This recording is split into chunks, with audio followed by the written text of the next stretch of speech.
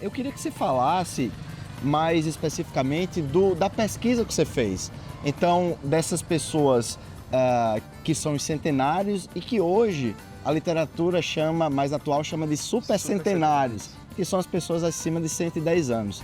Então, eu queria que você falasse, a tua pesquisa foi entre quais períodos de tempo, e eu queria que, se você puder, falar do nome desses personagens e um pouco da história dessas pessoas que você encontrou nos registros. Os personagens são muitos, não é?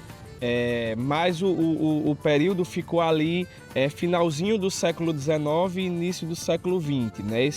Esse período, né, que vai até 1916, pelo menos nos documentos, a gente encontra uma quantidade muito grande, né? Eu não delimitei um espaço maior, porque isso ia requerer mais tempo, né? E essa é uma outra questão, às vezes a gente nem tem esse tempo todo. Então eu aproveitava meus tempos vagos para observar, né? E comecei a ver essa temporalidade, tomando como base a Maria Teresa, que é na verdade, uma das primeiras que a gente encontra nos livros da Prefeitura Municipal de Jardim do Seridó, que tem uma data extraordinária, né? Que a gente chama extraordinária.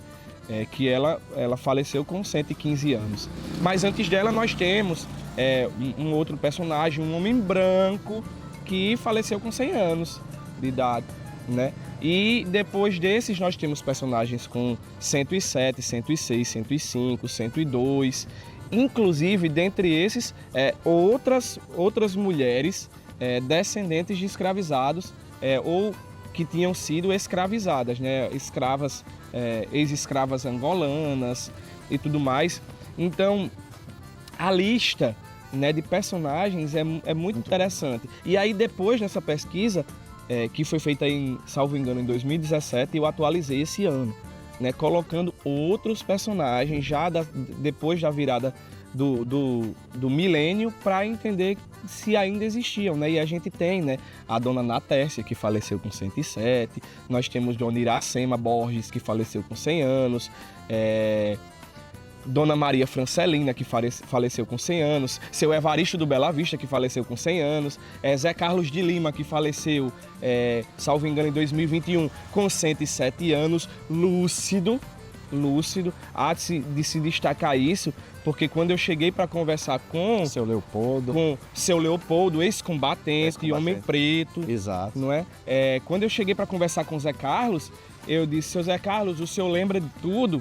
Ele disse: hoje é tal data? Eu disse: Ele disse: hoje faz 50 e tantos anos que eu enterrei minha primeira mulher. Impressionante. É impressionante, uma pessoa que já estava com a visão totalmente comprometida, já não enxergava, já não andava, mas sabia nitidamente de tudo que estava acontecendo, né? E muitos outros, né? A gente tem idosos que estão com deficiência, com a audição já deficiente, mas a lembrança continua a mesma, não é? Inclusive tem muitos lapsos de memória muito precisos, que são fundamentais, inclusive, para recontar muito boa parte da história de muitos lugares. E aí a gente elencou, né, a Dona Maria Augusta, a Dona Maria Teovina e tantos outros personagens que ainda chamam Maria José de Galinho, com 100 anos de idade, né? E isso eu tratei apenas dos nossos centenários. Se a gente fosse colocar no papel pessoas que faleceram ou que ainda estão com 90 anos de idade, 80 anos de idade, é impressionante. Impressionante. E muita questão genética também, né? Meu avô tem 87, o pai dele morreu com 96, era de 1898. Então, assim, a gente tem visto muito isso também. Eu tenho um tio com 97 anos, uma irmã morreu beirando 99, o pai já morreu com mais de 80, então é muito interessante como isso também vem passando de um para o outro, parece que até com uma questão genética também. Enfim, há de se dizer que as pesquisas, né, no que diz respeito à história, são muito ricas. Perfeito.